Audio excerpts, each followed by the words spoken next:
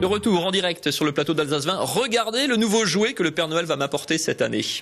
Il est pas beau mon vélo? Merci Aldé Aurel. Non, il ne m'a pas vraiment offert encore, mais on va négocier tout à l'heure. Vous êtes le fondateur d'Electric Cars France, vous êtes basé à Erstein. On peut vous voir actuellement à la foire européenne de Strasbourg sur un des stands du concours Lépine. Alors pas tout à fait pour ce vélo, mais on n'a pas résisté quand même à vous faire venir pour nous présenter cette superbe machine. C'est un vélo qui ressemble presque plus à un vélo. Qu'est-ce qu'il a encore d'un vélo et qu'est-ce qui fait sa différence?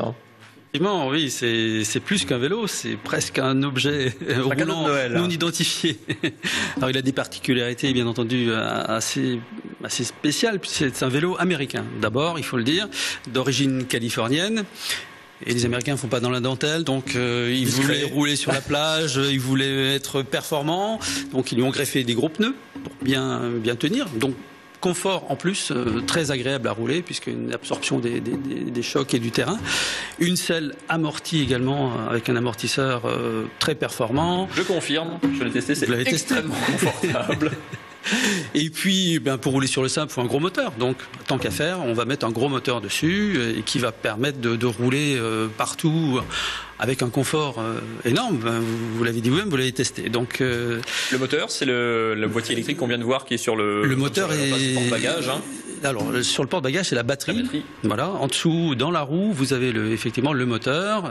Vous avez des freins disques, un dérailleur 7 vitesses. Il est tout en aluminium.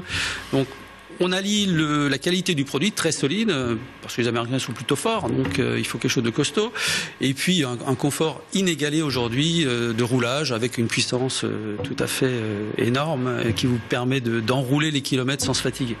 Alors je l'ai testé sur le parking d'Alsace 20, on va voir ça en image. C'est extrêmement déroutant parce qu'il y a une petite poignée, comme sur une mobilette, vous pédalez. Alors c'est soit une assistance véritablement au pédalage, et puis en fait si on embraye, c'est carrément, c'est quasiment comme une mobilette. On monte à combien avec Alors il est bridé théoriquement à 25 km/h. Bien entendu, si on pédale plus vite, il va aller plus vite. Après c'est les muscles qui font la différence. Effectivement, ça permet à des gens qui font pas ou plus de vélo parce qu'ils ont des problèmes de genoux, de hanches, etc. De pouvoir continuer un plaisir, avec plaisir de rouler par tout chemin, par tout temps éventuellement, sans forcer. Et ça permet de rouler plus longtemps et vraiment d'une manière agréable. La poignée, à qui ça s'adresse sinon? On peut faire quelle est l'autonomie? On peut faire des trajets relativement longs si je veux aller travailler avec ou ça. Oui, bien sûr. On peut aller plus loin que le trajet quotidien d'un vélo. Il y a 5 degrés d'assistance qui vous permet d'avoir plus ou moins de force.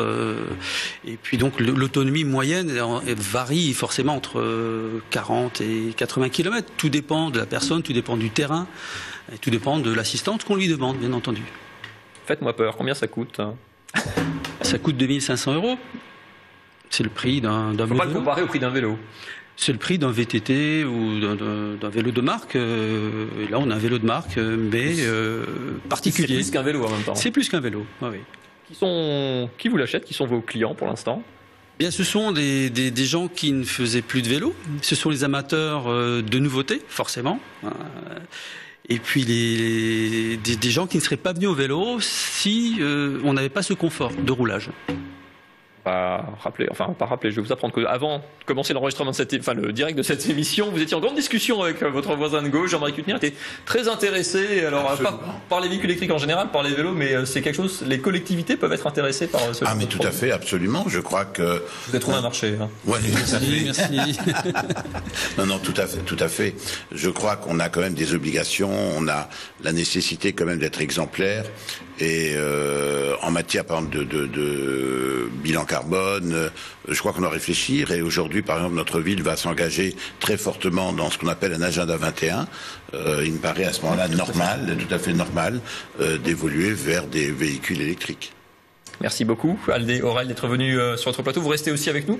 Laissez-moi votre vélo aussi pour l'instant, on s'arrangera tout à l'heure.